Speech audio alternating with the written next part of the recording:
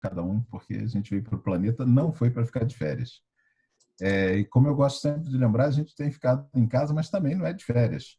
Cada um que está em casa está salvando vidas, né? As pessoas precisam que, que haja disponibilidade de serviços públicos para poder ser atendidas. E se todos nós formos para a rua, isso vai lotar rapidamente, a gente vai terminar compartilhando ou provocando mesmo a morte de algumas pessoas. Então, a gente está em casa por solidariedade, a gente está em casa pelo amor ao próximo, muito mais até do que pelo risco pessoal, né? O risco pessoal até não é tão grande quanto muita gente está muito amedrontado, muita gente está chegando até uma situação de quase fobia por conta né, das notícias, mas o risco pessoal não é tão grande quanto parece, mas o risco para a população em toda é grande. Então, como a gente não quer compactuar com milhares de mortos, a gente fica em casa por solidariedade, né? Até porque acho que para muita gente, como eu, por exemplo, dá muito mais trabalho ficar em casa, porque a gente tem que, né, cuidar de uma série de coisas, inclusive, né, da questão da educação das crianças, de tudo isso. Pois bem, então vamos lá.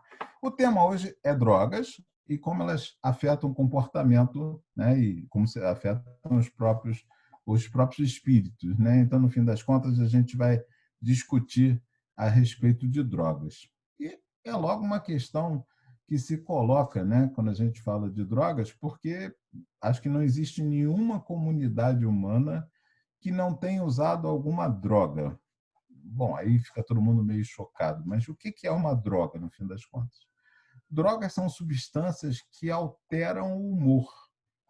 Ora, substâncias que alteram o humor, a gente usa quase todo dia, né? Quem não lembra quando a gente chegava, né, meio agitado na casa da mamãe fazia uma aguinha com açúcar para a gente tomar, porque assim a gente acalmava, né? Ou ao contrário, né? Eu estava tomando café agora e alguns também estavam. Quando a gente toma um café para ficar mais despertado, para ficar mais alerta, tudo isso é alteração de humor. A gente está mudando o nosso estado, no fim das contas, mental, por conta de uma substância externa. Mas aí a gente diz assim, ué, mas não é o espírito que manda nisso? Não é o espírito que comanda qual é o estado mental que cada um de nós tem, né? É o espírito. Mas ele age através dessa máquina biológica. Então, a gente sabe que essa máquina é ao mesmo tempo influenciada por tudo que eu quero fazer como espírito e ao mesmo tempo influenciada pelo que a matéria solicita. Então a gente está no meio termo aí, tem um pensamento bem interessante que eu já vi, que a gente pode pensar assim, no início da evolução do homem, né, no início da consciência, a gente tem um comportamento plenamente ditado pela parte material. A gente vai lá e vai atrás de comer, proteção, sobrevivência, reprodução, é o que a gente faz e está lá. No ápice de todos, quando a gente chega como espírito perfeito, que não precisa mais encarnar, a gente tem praticamente todo o comportamento ditado unicamente pela nossa vontade espiritual.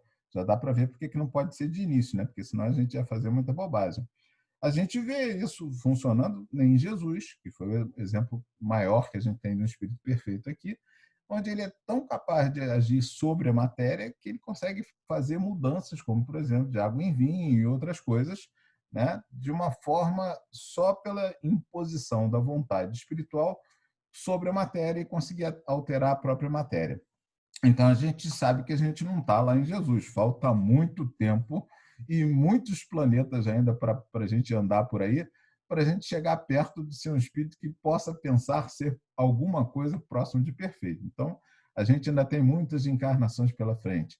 Às vezes eu vejo pessoas dizendo assim, não, fulano é completista, eu fico rindo, dizendo assim, puxa vida, a Terra está ainda tão no início da evolução que a gente pensar que uma pessoa que está na Terra vai sair daqui, nunca mais vai encarnar, é um pensamento meio restrito, como a gente já teve várias vezes. Pois bem, então voltando. Por que, então, todos nós sempre usamos alteradores de humor? Porque a gente precisa, muitas vezes, regular a resposta biológica para as coisas. Então, a gente sempre, como eu falei, quando está nervoso, vai buscar alguma coisa que acalme, quando está... Não precisa até, às vezes, nem ser uma substância. Existem respirações específicas que são feitas para aumentar a energização do corpo, e não estou falando nem de uma energia transcendente, estou falando de aumentar o tônus muscular, aumentar, né, a atenção, aumentar o foco. E respirações são feitas para a gente acalmar, tranquilizar.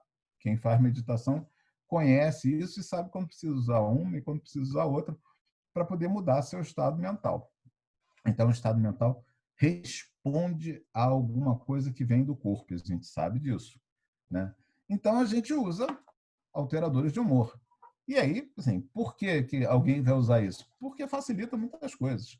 Boa parte do que a gente considera droga hoje em dia, são drogas ilícitas, já foram vendidas como medicamento, né? Então, a gente tem cocaína, era recomendada para crianças que eram muito, né, muito quietinhas, eram recomendadas para dor de dente, e eu não estou falando de muito tempo atrás, né? Um século e pouco atrás, a gente está falando disso. Se eu já vi que a maioria do pessoal da minha idade, vocês devem lembrar que quando a gente era criança, quando tinha dor de barriga, tomava elixir paregórico, que foi tirado de circulação porque era extrato de ópio. Então a gente vê que existem, até hoje ainda existem medicamentos que são usados que são alteradores de humor, né? Alguns equipamentos anti-inflamatórios, se você tomar muito, você tem alucinações. Alguns medicamentos que são até para tosse, etc., se você tomar muito, eles podem viciar. E qual é a diferença da droga para as outras substâncias quaisquer? Especialmente as drogas têm uma questão de resistência. O que eu estou chamando de resistência? Estou usando o termo técnico. Cada vez que você toma uma dose de um alterador desse de humor, o efeito dele no organismo é menor. Então, é fácil a gente pensar nisso, né? Se você pegar e for tomar, por exemplo, um café para ficar acordado, quem nunca toma, às vezes toma uma xícara de café e fica com taquicardia, fica, né, suando, fica tremendo, etc., porque é um alterador de humor muito forte, né? A cafeína altera bastante o humor. E, no entanto, depois de estar acostumado com isso, a gente bebe café assim à vontade e muitas vezes não faz efeito nenhum. O que ocorreu é que o organismo desenvolveu uma resistência à cafeína. Então, ele não responde mais do mesmo jeito. O único jeito é a gente tomar um café mais forte e mais forte, a tal ponto da gente, hoje em dia, normalmente ir buscar um café expresso. Você põe muito café para pouca água e toma um café bem forte. Às vezes, eu já vi dizerem que tem 10 vezes mais cafeína do que um cafezinho normal. E a gente vai procurar esse tipo de coisa porque são alteradores de humor e porque a sensação que dá é de bem-estar. Então, já de cara, por que que homens, né, homens e mulheres, por que que a humanidade vai buscar drogas? Porque elas são boas de algum jeito. E qual o problema, então, do uso da droga? Perceba que eu falei elas são boas de algum jeito porque elas sempre provocam alguma sensação de bem-estar. Qual é o problema? Em função da resistência, cada vez que você toma, o efeito é menor e você vai aumentando, aumentando, aumentando a dose, até que isso provoca um dano orgânico a você, né? Então, assim, se a gente começar a usar café demais, você vai tendo, né, pressão alta, taquicardia, outros problemas físicos, né, justamente por conta de você não sentir mais o efeito e você buscar usar mais. A overdose mais conhecida é a overdose de cocaína, que a maioria dos usuários chega de uma forma muito rápida. Começa a usar cocaína e ela vai perdendo o efeito, e daqui a pouco, né, ele toma uma dose tão grande que tem parada cardíaca, uma série de problemas, parada respiratória. Então, assim, esse é o problema. Isso faz muita diferença, por exemplo, você chega na farmácia, pega um remédio, você já deve ter visto, tem remédios de tarja vermelha e de tarja preta. Os de tarja preta são drogas que geram dependência e por isso só podem ser prescritas por um médico e têm que ser acompanhadas, né, justamente de uma observação médica para ver se você não está tomando tanto a ponto de provocar algum dano no organismo. Por isso elas são de tarja preta e por isso que exigem médico. E por isso que a gente não deve pedir a ninguém, né? Nenhum médico conhecido, me dá uma receitinha aí, eu preciso tomar um Rivotril porque eu preciso me acalmar. Não, esse tipo de coisa não é bom porque você vai estar usando uma droga que é alteradora de humor, ela é um ansiolítico, ela faz você ficar mais tranquilo, mais calmo, mas que precisa ter um acompanhamento médico, ok? Então, voltando lá, mas isso você está falando de físico. A gente está falando né, justamente da questão do espírito. Como é que isso passa de algum jeito?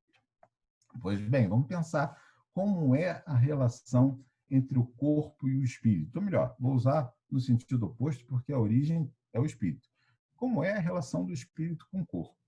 Ela se dá através do perispírito, né? Aquela coisa, todo mundo aqui já deve ser espírita há muito tempo, mas vamos lá. Kardec pegou, inclusive, a ideia de um fruto e pensou no espírito como a parte interna, a semente, e a parte que está entre a semente e a casca é o pericarpo, né?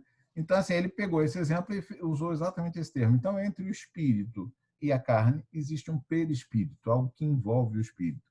E é bem isso mesmo, até porque o espírito não tem limitação física, ele não tem um tamanho, ele não tem uma forma. Ué, mas todo mundo fala que a gente desencarna e continua da mesma forma? Sim, nós estamos no início da caminhada e a gente só se reconhece como consciência se a gente se pensa como corpo. Então a gente desencarna e continua achando que está vendo pelos olhos, ouvindo pelos ouvidos, e o resto, né? Sentindo fome, sentindo sede, ficando sujo, quando a gente sabe que o espírito não é suscetível a essas coisas. Mas a nossa impressão termina marcando pelo espírito e aparecendo para o espírito como aquela sensação. A gente já encarnado já sabe disso. Se você está muito preocupado, se você está muito tenso, etc., o seu estado de humor muda, ele já se altera só em função dos próprios pensamentos.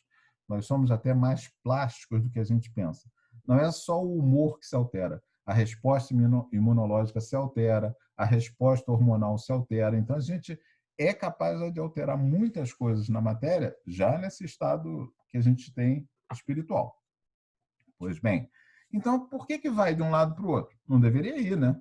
Assim, eu deveria usar uma substância aqui, eu tenho um efeito no corpo, cessou o efeito no corpo, cessou, o espírito não levaria nada disso. Bom, até aí seria muito interessante, só que não acontece exatamente dessa forma. Quando eu vou procurar alguma droga, normalmente eu estou colocando ela na minha vida em função de algo que eu não consegui de resolver de outro jeito, ok? Pode ser, vou citar casos até de doença, porque a gente provavelmente todo mundo pensou já em problemas, né, psicológicos, em problemas de família, nessas coisas todas. Vou citar uma doença. Quem tem uma dor crônica costuma normalmente chegar a abusar de analgésicos. Por quê? Porque é uma dor crônica. E uma dor crônica, você imagina alguém que sente dor em um braço ou em uma perna permanentemente. Isso é muito transtornador. A gente vai ficando nervoso, a gente vai ficando irritado, a gente não consegue mais concentrar em nada. Então o médico vai lá e dá um analgésico e diz: puxa vida, que beleza, agora eu estou bem. E no dia seguinte você toma de novo analgésico, conforme o médico, e dali a um mês você está abusando, está tomando 10 vezes a dose que o médico receitou, porque literalmente ele não faz mais tanto efeito, a gente foi abusando disso. O que eu estou fazendo como espírito? Eu estou escolhendo prejudicar o meu corpo para conseguir me livrar daquele sofrimento. Quando eu faço essa escolha, não é muito similar à escolha que um suicida faz. Ele resolve sair da vida para se livrar dos sofrimentos que a vida tem. Olha o resultado que isso tem em um suicida. É tremendamente intenso, porque é a vontade dele utilizada para provocar a morte, não é isso? Então, assim, a vontade dele utilizada para provocar a morte termina afetando o seu próprio perispírito, marcando ele de uma forma tão intensa que muitas vezes na outra encarnação ele traz resultados disso com até questões orgânicas, porque ele não consegue formar um novo corpo a partir daquele perispírito que ficou danificado. Na droga é a mesma coisa. Eu tenho algum tipo de sofrimento, seja ele, como eu falei, uma doença, seja ele um sofrimento emocional, eu estou com um problema sério, seja ele um sofrimento financeiro, né? A gente tem hoje em dia as pessoas até são às vezes um pouco cruéis com o pessoal que está na Cracolândia, etc. E é justamente uma situação que é derivada de um sofrimento financeiro. Como se criou uma droga que é muito barata, agora você tem mais viciados em uma classe baixa do que se tinha. Antigamente era muito caro ter um vício. E aí o problema é o seguinte: se eu vou lá e tomo a droga porque eu estou desempregado, assim que o efeito passa, eu continuo desempregado. E eu vou tomar de novo, e de novo, e de novo. Então, se essa droga, de alguma forma, passa a fazer parte do meu equilíbrio emocional, eu fiquei preso numa armadilha. Eu não consigo mais viver sem ela. E aí, não conseguindo mais viver sem ela, a gente começa a falar de um outro tipo de relação com a droga. Vou voltar mais um passo para trás. Como eu lembrei lá, a mamãe sempre dava água com açúcar, né? Talvez por isso, né, a barriga ainda esteja aqui. Sempre dava água com açúcar quando a gente estava nervoso, não é isso? E a gente também usa outros alteradores de humor que são bem conhecidos, por exemplo, chocolate, café, tabaco, álcool. Todas essas substâncias são alteradoras de humor. Não é incomum que as pessoas usem ela como se fosse uma automedicação. Do que eu estou falando? Assim, a pessoa chega muito tensa do trabalho, porque o trabalho foi estressante, porque ela está sendo, de alguma forma, explorada num trabalho que está além da sua própria capacidade, seja lá qual for, né? Ela chega num trabalho estressante e assim, puxa, eu vou tomar um esquinho para relaxar. De fato, o álcool é um depressor do sistema nervoso central. Quando você toma álcool, literalmente o sistema nervoso central começa a trabalhar mais devagar. E antes que alguém diga, vai ter alguém dizendo assim, poxa, mas tem gente que toma álcool e fica agitado. Sim, de fato. Porque a primeira coisa que vai sendo diminuída com o álcool é a minha capacidade de avaliar o medo. E aí começa a ter todas as consequências do álcool. Se eu não consigo avaliar o medo direito, eu não consigo pensar se a 150 km por hora dirigindo eu vou provocar um acidente sério ou não. Eu acho só que está legal dirigir rápido, porque é legal dirigir rápido e vou exceder a velocidade. E como já aconteceu, falei de 150 por causa de um fato correto, pode ser que eu passe numa lombada e o carro simplesmente decole, eu não tenha controle nenhum e vá bater em alguém e matar alguém. Eu vou muitas vezes provocar uma briga porque eu não tenho medo das consequências daquilo, seja as consequências morais, seja as consequências físicas. Então, o álcool termina sendo usado pelo pessoal que gosta de estar numa festa, estar mais animado, justamente porque ele deprime, e a primeira coisa que ele deprime é a capacidade de sentir o medo. Então, quem toma álcool para de sentir medo e aí começa a fazer muitas coisas. O álcool é uma droga tão forte, apesar de ser lícita, que se qualquer um tomar 7 litros de álcool, 7 litros de vodka ou 7 litros de cachaça, por exemplo, morrerá. Então, não é uma droga tão... A gente acha que é uma droga, não, isso não tem problema, tal. É uma droga muito, muito forte, até por isso termina sendo muito usada. E é considerada lícita. Muita gente ingere álcool e acha que é lícito. Está tudo certo, não tem problema nenhum. Quando a gente fala no tudo certo, a gente é conduzido para uma outra coisa. Porque a relação com a droga vai pegar várias formas. A primeira dela é a experimentação. Né? A experimentação é quando você vai lá e usa uma droga simplesmente para ver que efeito ela faz. Isso é experimentação. Isso não chega a ser considerado nenhum problema. Muitas vezes é curiosidade, muitas vezes você vai ver adolescente que justamente tem uma dificuldade de medir as consequências e experimentando drogas, seja álcool, seja alguma outra droga, para ver o que é. Aí é uma roleta russa, literalmente. Por que é uma roleta russa? Porque ninguém sabe como o organismo reage à droga. E em torno de uma pessoa em cada 6, 15%, vai fazer dependência. O que é dependência? Vamos lá. Falei da experimentação, que é aquele contato que você tem eventual com alguma coisa, às vezes até sem saber. Vai no show do roqueiro não sei quem e chega lá, fica meio doido, meio tonto, porque tem uma fumaça enorme e você não sabe que fumaça é essa. Normalmente você está usando maconha sem nem saber que estava usando. Foi no show do roqueiro, sentiu aquele cheiro todo e aí ficou, né, usou a droga sem nem saber. Isso é experimentação. Depois disso, a gente tem um estágio em que o pessoal que é especializado em problemas relacionados a álcool e outras drogas chama de uso. Seria quando eu faço uso de uma droga, mas na quantidade tal que ela não me provoque nenhuma consequência. Vou dar um exemplo de uma droga bem comum. As pessoas que, por exemplo, que bebem, mas bebem a ponto de não sentir nenhum efeito no dia seguinte, nem ressaca. Não vai acordar nem com gosto de guarda-chuva na boca, nem ressaca. Essa pessoa está fazendo uso de uma droga. Ela mantém o controle sobre aquilo, né?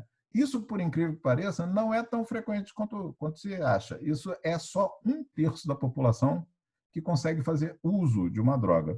onde ela consegue usar sem passar do limite que vai fazer qualquer consequência. Depois do uso da droga, a gente passa por uma parte que é a maioria de nós, e aí estou falando de nós porque não é só do álcool. A gente está falando de café, de açúcar, de sal, todas essas coisas são alteradoras de humor que estão integradas na nossa cultura. Né? Quando a gente vai lá e come um bolinho, a gente está comendo farinha e açúcar, né? Muito açúcar. Quando a gente vai lá e come um docinho, é muito açúcar. Quando a gente vai lá e toma uma Coca-Cola, é sal e açúcar de montão que a gente está ingerindo. O quanto eu posso ingerir? O suficiente para não provocar consequências? Isso a gente está só um terço da população. E estou falando que é uma questão estatística, por isso que eu falei de uma roleta russa. A grande maioria fica naquelas pessoas que fazem abuso. O que é o abuso? É a negociação com o prejuízo. Então, o abuso é assim: eu sei que eu vou engordar, mas é só mais um pedacinho de torta, né? Ou só mais um docinho, ou só mais alguma coisa. Eu não vou querer nem compensar isso. Eu sei que eu vou engordar, mas eu vou assumir esse prejuízo para mim, né? Ou eu sei que esse remédio vai me fazer mal, mas eu vou tomar porque assim, eu vou dormir melhor, eu vou descansar melhor, estou precisando, estou muito tenso, estou precisando. Eu estou negociando com prejuízo, sabendo que aquilo vai me causar mal, mas estou usando. A gente começa aí justamente a questão que eu falei similar ao suicídio. Eu começo a saber da consequência e adotar aquela droga sabendo que ela vai me causar mal. Quando eu estou fazendo isso, eu estou usando a minha vontade para fazer aquilo. Então, eu estou causando danos ao perispírito. Né? Isso é a grande maioria, cerca, né, de 60% das pessoas estão aí no abuso. E aí, em torno de 10, de 15, eu não dei a soma certa, nem usei os números certinhos, vai ter gente dizendo, vai passar de 100. Em torno de 10 a 15%, um em cada 6 de nós, tem a tendência a fazer a dependência química. O que é a dependência química? É um problema numa área do cérebro que a gente chama de circuito de recompensa. Né? E quando eu estou sendo bem biológico, assim, falando das questões neurológicas, a gente tem que lembrar que o corpo foi montado por nós. Não é que o corpo foi dado ao acaso. Não, meu pai e minha mãe me fizeram esse código genético, aí por isso eu me dei mal. Não, o corpo é montado por nós. O corpo é montado especialmente pelas experiências que a gente vai fazendo. Né? Boa parte do cérebro, as conexões, são montadas a partir da experiência que a gente tem. A gente nasce muito incompleto e com os circuitos só principais funcionando. Então, o bebê consegue muito mal mamar na mãe e quase mais nada. Né? Se você botar ele de bruços, ele nem vira. Nosso bebê humano é bem incompleto neurologicamente falando. E à medida que ele vai tendo experiências, ele vai formando mais conexões para um sentido para o outro. Então, um bebê que é bem estimulado, normalmente dá uma pessoa que tem capacidade de adaptação boa, que trata das coisas com uma certa facilidade. E já um bebê que fica numa situação muito pobre, pobre de estímulo, né? Porque às vezes a gente pensa de uma situação pobre e pensa pobre financeiramente. Eu sempre brinco com isso. Qualquer criança que criança num lixão teve mais de estimulação do que qualquer criança de apartamento. Por mais que se ponha brinquedinhos, não sei o quê, lógico que no lixão ele vai achar um monte de coisa diferente, vai fazer um monte de coisa diferente. Isso é estímulo. Né? Isso é estímulo ao desenvolvimento neuronal. Então, voltando para lá. Quem tem esse defeito no circuito de recompensa, a recompensa, no fim das contas, termina sendo muito baixa e ele usa mais ainda para poder ter a recompensa. Então, assim, se eu acabei um relacionamento, estou muito mal e vou beber para esquecer, eu vou ter que beber muito mais. Por isso, porque o álcool vai fazer pouco efeito em mim. Qual é o resultado disso? Dois, bem típicos. Muita gente vai procurar questões que provocam estímulos muito fortes. Então, a gente vê um aumento muito grande nos esportes de risco. Né? O pessoal faz, hoje em dia, salto de prédios, ou que se chama de base jumping, de prédios, de penhascos, muitas vezes só com paraquedas, para tentar e vai de início só com a roupa. O pessoal pratica mergulhos que são muitas vezes perigosos. Os esportes de risco, os esportes, né, perigosos, cresceram muito porque muita gente passou a buscar nisso um estímulo muito forte. É um tipo também de adição. Não é uma droga, é um comportamento, mas é um tipo de adição. Puxa, mas você está falando, mas é tão legal, né? O pessoal de alpinismo, o pessoal de, né, sei lá, de base jump, o pessoal de surf, é tão legal, né? Sim e não. Ao mesmo tempo, ele está colocando em risco, ele sabe que está colocando em risco. Ah, mas ele treinou para aquilo. Sim, treinou. O risco foi diminuído, mas não sumiu, né? Qualquer um que resolva pular de um prédio sabe muito bem que seu paraquedas pode falhar. E se o paraquedas falhar, não tem muita chance dali, porque ele não tem tempo de abrir reserva nenhum. Então, ele sabe que está arriscando a vida. Voltando. Esse circuito de recompensa que não funciona tão bem me faz ter uma tendência muito grande a fazer uma adição. A quê? A qualquer coisa. A qualquer coisa que me dê prazer.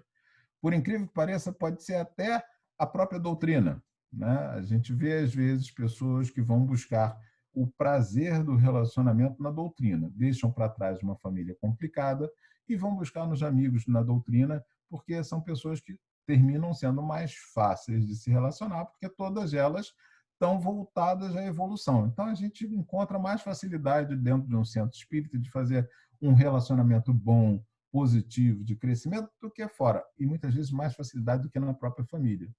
Porque se a gente lembra bem, quem vem como familiar não é só aquele espírito que é afim no sentido de ser simpático. Uma questão que a gente esquece muito é que espíritos que vibram igual, que são afins, muitas vezes são antipáticos. Ou seja, eu me sinto bem quando o outro se sente mal. Esse é o sentido do antipatia. E eu me sinto mal quando o outro se sente bem. Isso é uma antipatia, mas é uma conexão espiritual tão intensa quanto a qualquer simpatia, onde eu sinto bem quando o outro se sente bem, que é tipicamente a posição do amor. A posição do amor é essa. Quando eu vejo alguém bem, eu me sinto bem. Quando eu vejo alguém mal, eu me esforço para que ele fique bem, para que eu também me sinta bem. Eu me sinto mal com aquela pessoa que está mal e eu me mobilizo para fazer alguma coisa. Mas a mesma conexão existe no sentido positivo e negativo. Dois espíritos antipáticos vão se atrair profundamente e provavelmente vão terminar nascendo na mesma família. Isso também não justifica, logo antes que eu sou terapeuta de família, tem que fazer logo a observação, né? Isso não justifica que qualquer problema que a gente tenha em família, a gente viu, é da outra encarnação. Eu sabia que ele era um inimigo meu. Não, a maioria das vezes o que está ocorrendo, como Kardec fala, não estou nem roubando nada de ninguém, assim, literalmente, estou te dizendo da fonte. Kardec vai falar que boa parte das coisas que a gente sofre tem causas atuais. É uma aflição com causas atuais. Eu deixo de educar direito um filho e aí tem as consequências. Eu deixo de cuidar do meu relacionamento com meu cônjuge e tem as consequências.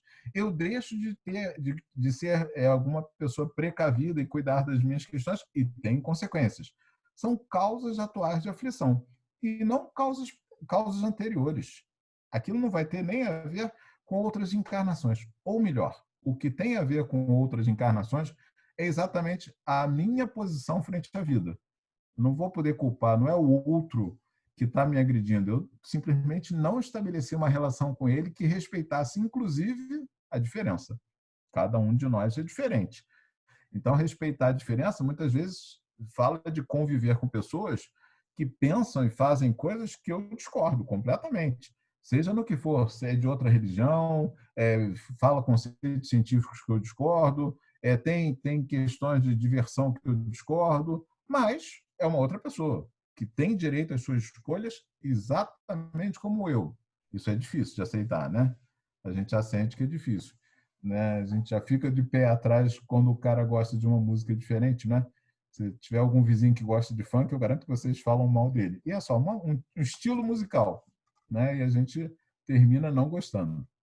É muito engraçado que o pessoal hoje em dia que não gosta do funk normalmente foi roqueiro e teve também o mesmo problema na sua adolescência, né? Ninguém gostava de rock, e aí era roqueiro. Ficou assim. Agora não, porque já na década de 80 já estava todo mundo com rock. Então, voltando. Essas pessoas com dificuldade nesse circuito de foco, elas têm a tendência a formar dependência química, como eu estava falando. Então, elas vão procurar a droga e vai chegar a um ponto que isso vai se inverter. O que eu estou falando de inverter? Em vez dela procurar a droga para sentir prazer, ela passa a sentir necessidade daquilo, né? E a gente está falando da crise de abstinência, que ocorre com várias coisas. Quem malha muito, por exemplo, no início dessa quarentena teve muito problema. Por quê? Porque, de repente, não conseguia estabelecer o mesmo nível de esforço que fazia antes. E o esforço que faz dentro do corpo é gerar endorfina, que é literalmente uma droga, muito parecida com a morfina, né? Ela é similar à morfina, só que ela é gerada internamente. Então, quem malha muito normalmente tem uma sensação boa, diferente, acaba de malhar, está todo doído, mas diz, que beleza, acabei de malhar. Esse que beleza é a endorfina agindo porque você está sentindo dor. Você está sentindo dor, então é preciso amainar essa sensação ruim com alguma coisa. A gente faz isso com endorfina. Então, esporte, por exemplo, também provoca dependência e, consequentemente, tem crise de abstinência. As drogas todas, né, provocam dependência. Lembra que eu falei que vai aumentando a quantidade, chega um ponto que você passa a necessitar dela, você não aguenta a crise de abstinência, e aí você precisa colocar a droga. E aí ocorre uma inversão.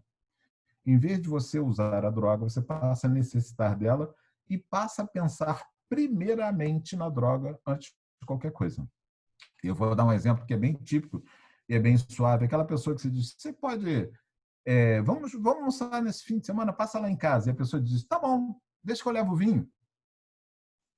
Passou a ser principal para ela ter vinho do que o almoço com você. Então, antes de pensar em qualquer coisa, ela está levando a droga de eleição dela. Deixa que eu levo o vinho, né? Ou, quando deixa que eu levo a cerveja, deixa que eu... E isso se inverte e passa a ser a droga a primeira coisa daquilo que está sendo feito. A relação humana não está mais ali a serviço das pessoas, e sim a serviço do uso da droga. E às vezes a gente escorrega nisso sem nem notar, porque a gente concorda, diz, não, está tudo bem, claro. Eu lembro que nos aniversários dos pequenos aqui, normalmente o pessoal pergunta, ué, mas não vai ter cerveja não? E eu dizia, claro que não, aniversário de criança, elas não bebem, né? Aí o pessoal ficava bem assim, porque assim, eram os pais que bebiam, mas por que a gente ia, né, provocar ainda mais uma possível, né, adição, um possível alcoolismo, colocando cerveja, né, ou bebida qualquer alcoólica num aniversário de criança? Então, não tinha. E não dava nenhum problema por isso, as pessoas iam se divertiam do mesmo jeito, que na verdade, boa parte das vezes a gente se diverte do mesmo jeito. Deixa eu ver como é que eu estou de tempo aqui, que agora é 39. Uma das coisas que a gente precisa estar muito atento é porque, assim, o corpo, no fim das contas, também impõe algumas outras coisas ao espírito. Você pode ter uma tendência depressiva sem nem notar. O que eu estou chamando de tendência depressiva? Você tem já uma tendência a ter um humor rebaixado. E o que você faz? Você cria uma rotina muito intensa para colocar esse humor no lugar. Isso não é muito incomum, especialmente nos homens, né? Que o homem adora dizer que nunca fica doente, ele é sempre o melhor de todos, não precisa do médico, né? Homem, para ir no médico, já está caindo pelas tabelas. Mulher, não, está acostumada a ir regularmente, então se cuida, não é à toa que elas vivem mais do que os homens, né? Então, muito comum o homem provocar, né, um excesso de trabalho para poder compensar uma tendência depressiva. Então, ele trabalha demais, vira o clássico workaholic, né, esquece todo o resto, não dá importância à família, não dá importância a mais nada que não seja o seu trabalho. Porque, de alguma forma, no trabalho ele consegue um bem-estar. Ele se sente, vou dizer uma coisa que ele se sente controlando as coisas. Porque isso dá um bem-estar. Quando eu planejo alguma coisa e ela acontece, de propósito, o circuito de gratificação é acionado, eu sinto bem-estar. Qualquer coisa. Até coisa mais simples. A gente planeja assim, vou fazer a faxina nesse fim de semana. Quando você acaba, a sensação de bem-estar. Você está todo doído, não era o que você queria fazer, deu um trabalho danado, mas a sensação de planejar e executar é uma sensação de bem-estar. É uma sensação de ter conseguido colocar tudo no lugar. E aí, como nós, espécie humana, sempre estamos pensando no futuro, sempre estamos planejando o que a gente vai fazer, né? A gente tem uma sensação de bem-estar. Quando isso não ocorre, muitas vezes, isso dá um mal-estar enorme e para as pessoas depressivas, mais ainda, porque ela sente o tônus descer. Não é à toa que depressões masculinas normalmente são acompanhadas por aumento no uso de drogas, nem que seja do álcool. É muito comum que depressões masculinas, antes de aparecer como depressão, antes de você enxergar aquela pessoa com humor decaído, tristinho no canto, etc., você vai ver o contrário, as pessoas ficando cada vez mais agitadas, cada vez mais tentando correr mais e normalmente abusando de drogas, como, por exemplo, o álcool. Né? De novo, a gente está no mesmo lugar. Eu não quero sentir alguma coisa, eu não quero entender alguma coisa, então eu tento suprir isso com alguma coisa que me dê prazer imediato. Né? Pode ser desde um prato de comida, um prato de doce, ou um copo de alguma coisa, uma bebida. Então, no fim das contas, a gente tem pessoas buscando materialmente coisas para poder trocar pelas suas questões que são espirituais, que são para ser resolvidas. Daí, no fim das contas, a gente ir montando. E percebe que assim, é uma realimentação. Quanto mais eu uso alguma substância para tentar resolver um problema, mais eu vou precisar dela e vou usar mais, e mais eu vou precisar dela, e isso se torna uma avalanche e normalmente eu não consigo sair daí sem ajuda. Qual é a ajuda principal? Né? O que funciona melhor com qualquer droga são os grupos anônimos. E a gente pode até pensar no porquê. Quando você chega em um grupo anônimo, você tem um recorte, né, no tempo de vários estados daquela sua adição, seja que for a sexo, a compra, porque tem grupos anônimos para tudo isso, né? Dependente de amor e sexo, anônimos, tem comedores compulsivos, você tem narcóticos anônimos, neuróticos anônimos, alcoólicos anônimos, que foi o primeiro de todos. Né? Eles fazem, normalmente todos eles estão calcados naquela estratégia de 12 passos, que se alguém não conhece, depois pesquisa aí. E é muito interessante disso o seguinte, que tem a ver com religião, apesar deles dizerem que não, os grupos são todos agnósticos, né? Mas a primeira coisa é você entender que há um poder superior, seja ele qual for. Você pode dar o nome de universo, você pode dar o nome, sei lá, do todo, você pode dar o nome que ou de Deus, ou qualquer um. Né? Por que é preciso que eu entenda que há um poder superior? Porque eu recupero a minha sensação de controle. Eu passo a sentir que Deus está cuidando de mim. Porque está. Nada que me ocorre é por acaso. Nenhum problema que chegue à minha vida é maior do que minha capacidade de resolver. Na verdade, eu não estou mobilizando as minhas virtudes para resolver aquele problema. Eu estou tentando fugir dele usando algum tipo de droga. E esse comportamento termina prejudicando o corpo e, mais do que tudo, termina prejudicando a minha própria evolução espiritual, porque eu vou passar a ter de resolver aquela questão novamente. E eu vou precisar de uma outra encarnação para isso, e outra, e outra, e outra. Muitas vezes a gente vai reclamar, né? Pegar a gente dizendo, não, porque a gente está preso no karma. Karma é um conceito hindu e não é um conceito espírita, mas muita gente usa. Não, você está sofrendo porque na outra encarnação você... Não é assim. A gente sofre para aprender. A gente sofre porque a gente está brigando com aquilo que nos é oferecido. A lei de Deus é lei de amor. Ninguém sofre porque Deus quer. A gente sofre porque a gente insiste que a gente sabe mais do que Deus o que é certo para mim. Seja o que for. Né? Mesmo sofrimentos muito intensos. Hoje, no Dia dos Pais, a gente pode falar isso. Um pai que perde um filho pode pensar que Deus errou. Puxa, mas eu que tinha que morrer antes. Mas ele está só numa expectativa assim de meu filho é que ia chorar na minha cova, não eu que for chorar no enterro dele. Então, assim, é uma expectativa. Expectativas são planos, são pensamentos que eu coloco em caminho. Eles vão se realizar? Não sei, não sei. Né? Isso é muito, às vezes o pessoal fica na questão de é pensamento positivo, se você pensar muito, realiza. Não, não é isso. Se você pensar muito e trabalhar muito, não é isso? A gente trabalhando, a gente vai conseguindo as coisas. Como? A gente vai seguindo sempre na direção correta. Então é como se a gente fosse um barquinho. Um barquinho à vela. O barquinho à vela é empurrado pelas correntes, né? Uma corrente pega e leva ele, e é empurrado pelo vento. Né? Muitas vezes cai a tempestade, o único jeito do barquinho à vela, você recolhe as velas, amarra bem direitinho, se tranca dentro dele e espera o vento lhe soprar para qualquer canto. Quando você acabar a tempestade, você abre o barquinho, olha onde você foi parar, calcula a sua trajetória para onde você pretendia ir e segue adiante, fazendo com que as duas coisas se compensem, as correntes e o vento. Eu gosto muito dessa metáfora porque a gente é assim.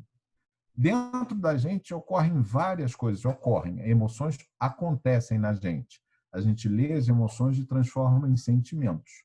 Sentimentos são o entendimento que eu dou à emoção, né? Então, assim, eu vejo algo que eu não gosto, a minha tendência é querer destruir aquilo. Se for uma pessoa caída na rua, pode ser que a minha tendência de destruir aquilo seja ir lá, ajudar ele a se levantar, a dar comida a essa pessoa, dar uma roupa, dar uma condição de vida para que ele não precise mais estar caído na rua. Pode ser que essa mesma emoção se transforme em eu querer ir lá, como já muitas vezes ocorreu aqui no Brasil, e jogar, tocar fogo naquela pessoa, coisa assim. É a mesma sensação de que aquilo não devia ocorrer, que se chama raiva, né? Quando eu vejo alguma coisa que eu não gosto, eu sinto raiva. Eu preciso mobilizar isso num sentido produtivo, no sentido de fazer com que coisas aconteçam para o bem meu e do outro, porque assim a gente evolui. Se eu tento simplesmente me livrar do sofrimento, eu normalmente estou me comprometendo a passar por aquilo cada vez de uma forma mais intensa, porque o objetivo da encarnação é a gente aprender. Deus coloca a gente sempre no melhor lugar para a gente aprender. Então é sempre complicado, porque a gente raramente vê o sofrimento como uma possibilidade de aprendizado. Mas o sofrimento acontece porque eu planejei de um jeito e algo aconteceu diferente. Eu preciso aprender a me adaptar às coisas que são colocadas no meu caminho por Deus, né? Porque Ele sempre está colocando a gente no melhor lugar para a gente evoluir. Ok? Acho que depois tem as perguntas, Joé.